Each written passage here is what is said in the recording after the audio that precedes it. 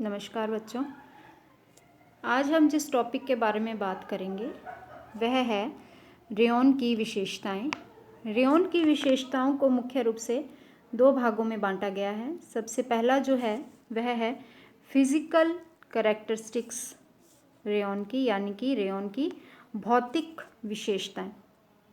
Rayon की भौतिक विशेषताओं में सबसे पहले हम बात करते हैं इसके कॉम्पोजिशन, यानी कि इसके संगठन के बारे में। कॉम्पोजिशन रेयॉन का जिस विधि से यह बना हुआ है उस विधि में होने वाले रसायन जो हैं वो इसके संगठन में आएंगे। लेकिन जो आधारीय चीज़ जो है, जो मूल आधार है, वह पौधों से, वनस्पति से प्राप्त होने वाला सेल्यूलोज ही रहता है। इसके अलावा जो भी विधि से ये बना है उसमें इस्तेमाल होने वाले रसायन इसके संगठन में आएंगे। दूसरा जो है वह है इसकी माइक्रोस्कोपिक रचना। माइक्रोस्कोपिक रचना जो है वो इस बात पर निर्भर करती है कि रेयॉन को बनाने के लिए जो स्पिन रेट इस्तेमाल हुए हैं उसके छेदों की रचना कैसी है। कुछ स्टार होते हैं, कुछ सर्कल, कुछ ओवल, कोई बीन शेप। तो जो ये शेप होंगी उसी के अकॉर्डिंग इसका अनुप्रस्थ काट जो है वो अनुदैर्ध्य काट जो है वो दिखाई देती है, और उसी के अनुसार इसकी अनुप्रस्थ संरचना भी होती है। तीसरा जो पॉइंट है वह है इसकी लेंथ, यानी कि इसकी लंबाई। तो चूंकि यह मानव निर्मित रेशा है तो जितना चाहो इसको लंबा व छोटा किया जा सकता है। ये लंबे रेशे हैं, इसीलिए इन्हें फिलामेंट फाइबर भी कहा जाता है। नेक्स्ट फोर्थ पॉइंट है इसका डायमीटर यानी इसका व्यास। तो रेशे की जिस तरह से लंबाई को नियंत्रित किया जा सकता है उसी तरह ही इसके व्यास को भी नियंत्रित किया जा सकता है। नेक्स्ट जो पॉइंट है वह है इसकी स्ट्रेंथ।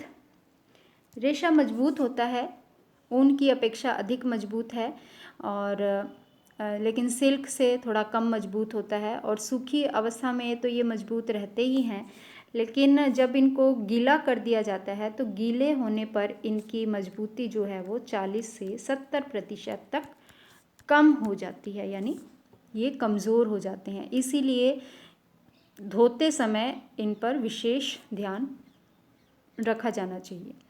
फिर हम बात करते हैं इसके रंग व चमक के बारे में।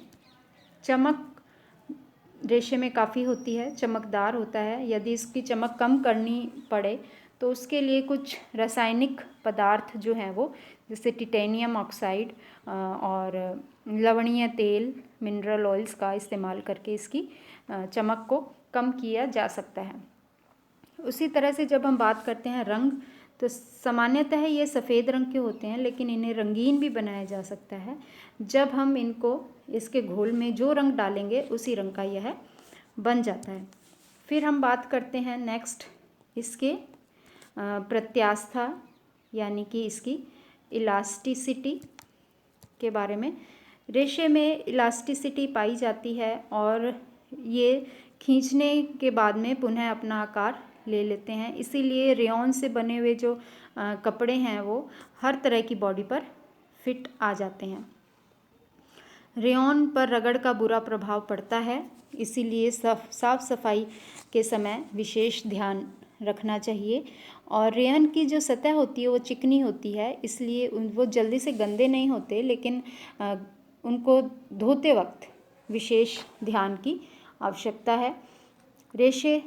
रेशों में सलवट प्रतिरोधकता का अभाव होता है, इसलिए कभी कभी इन पर जो सलवट पड़ गई हैं तो वह अपने आप लटका रखने पर अपने आप ही दूर हो जाती हैं। कई बार इन्हें परिसज्जा देते वक्त भी इस सलवट प्रतिरोधकता को बढ़ाया जा सकता है।